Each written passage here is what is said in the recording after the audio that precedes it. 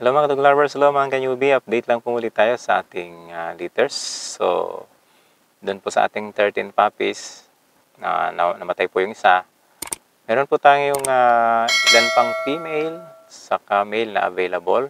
May 4 na female pa po. At may 2 male pa. Actually, meron na lahat nagsasabi doon sa male. Kailan po natin hindi kinoconsider na reserve na siya kasi nga po, hindi pa naman sila nagbigay ng reservation fee. Paalala lang po dun sa mga gustong magpa-reserve sa puppy natin, mga dog lovers, mga newbie, gaya ng video natin noong nakaraan. No-honored lang po natin yung may mga nag-send na po ng ilang reservation fee, which is minimum po na 3,000 pesos. So, magbigay lang tayo ng ilang details o update dito sa ating litters na to. Sinong mga nakaraan na meron tayong nagme-message sa atin tungkol dun sa pagnanais o kagustuhan nila na magkaroon ng mga Belgian Malinois na yung mayroong potential sa pagiging guard dog. So, ito, yung litters po natin ngayon, although medyo malalaki sila, kasi ipiner natin sa isang oversize na mayroong napakagandang civil drive. Para sa mga newbie po, yung civil drive, ito po yung mga dog na likas sa natural sa kanila na may tapang sila sa tao. Hindi sila friendly sa mga tao, hindi sila nakagaya ng mga ibang Belgian. So, yung ganun, ito yung may potential din sa pagiging guard dog na magagamit natin. Medyo may katapangan po yung ating ginamit na sire. At sa katunayan, isa ito sa mga hinahangaan kong guard dog na pwede mo talagang iwan sa bahay. Kay Serena Norocreon, ito si Terios. Ito po isang matapang na Belgian Malinois. Bagaman medyo malaki ang size nila.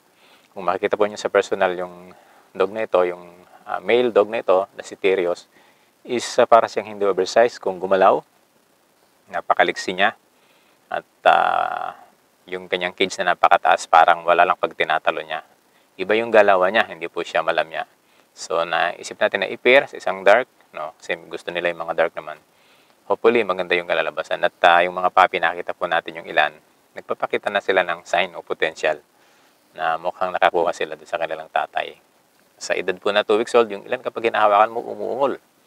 At kumakahol sila. Yung maliliit na kahol, napaka-cute nila kapag kumakahol sila. Although ang liit ang kanilang boses, pero nagkakita natin ng signs na medyo maganda ang kanilang mga civil drive. At yun nga po, no, medyo yung ating litters ngayon, hindi kagaya po ito ng litters ng kay Sir Ranso nakaraan. Na yun to, mga behave, mga team, ano po, madaling paamuin. Ito, medyo matatapang, ano po. Although hindi po sila yung mga standard size. Kasi yung ating breeding plan dito, makapagpalabas tayo ng malalaking dog, pero mayroong civil drive.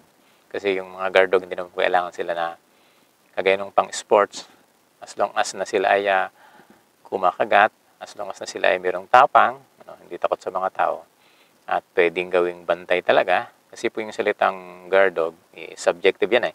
Kasi meron tayong mga kakilala na sabi nila yung kanilang meron siyang guard dog, ang guard dog niya sa bahay yung kanyang chihuahua, yung Jack Russell. So, in a sense na, kasi yung mga chihuahua, yung mga Jack Russell, maingay po yan. Malayo pa yung tao, kumakahol na napakaingay. At alam nila yung mga tao na hindi kabilang sa kanilang bahay, hindi nila kinakahulan nila. So, in a sense, masasabing guard dog din sila kasi nagbabantay sila. Nagbibigay sila ng warning, no? Kapag may ibang tao. Pero dito po, sa ating video nito, ang sinasabi natin guard dog, yung mga dog, kagaya ng Belgian Malinois na, bukod sa nagwa-warning, talaga pong kakagat, magti-take charge sa mga intruders. Yun po ang gusto nating sa breeding nito. So, kaya sa nating nagtanong, potential ba sila na guard dog? Yes po. Siguro kailangan lang i-train, yung kanyang behavior na po i-trim. Ito po yung mga puppy na kailangan ng socialization, kailangan po nito na ma-introduce ka agad sa mga kasama sa bahay, at doon sa mga hindi mo gusto na pakitaan nila ng aggression simula puppy.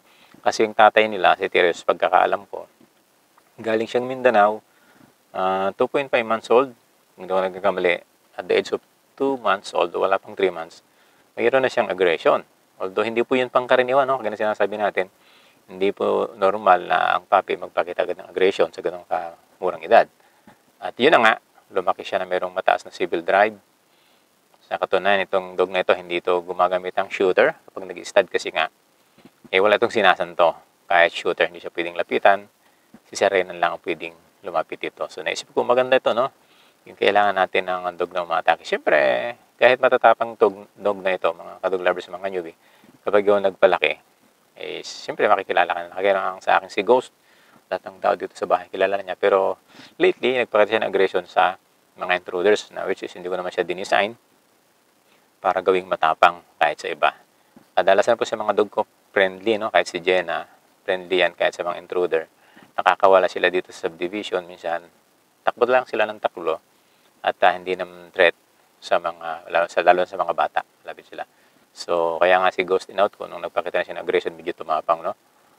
Kailangan sa ganung na isang lugar na safe na po.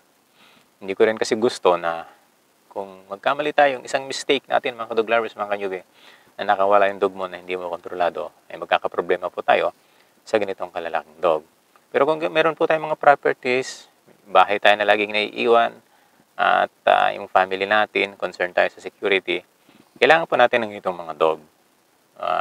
Yun nga lang, kailangan natin ng palakihin sila sa tamang paraan at matutukan simula puppy.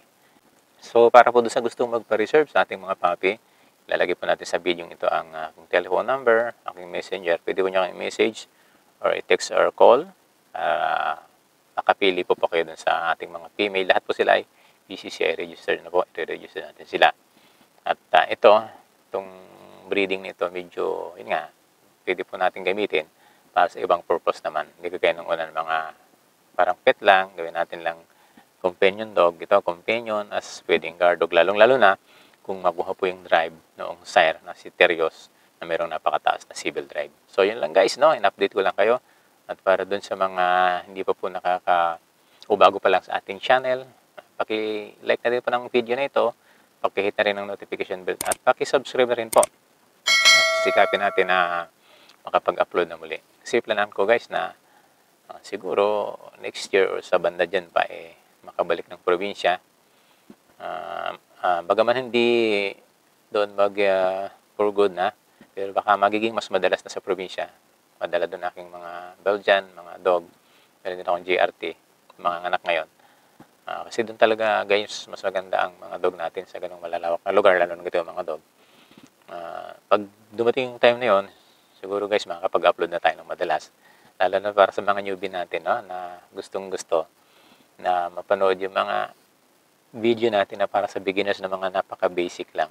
Malaking tulong po kasi sa mga beginners, sa mga newbie, yung mga basic information. Kasi mula doon, matututo sila.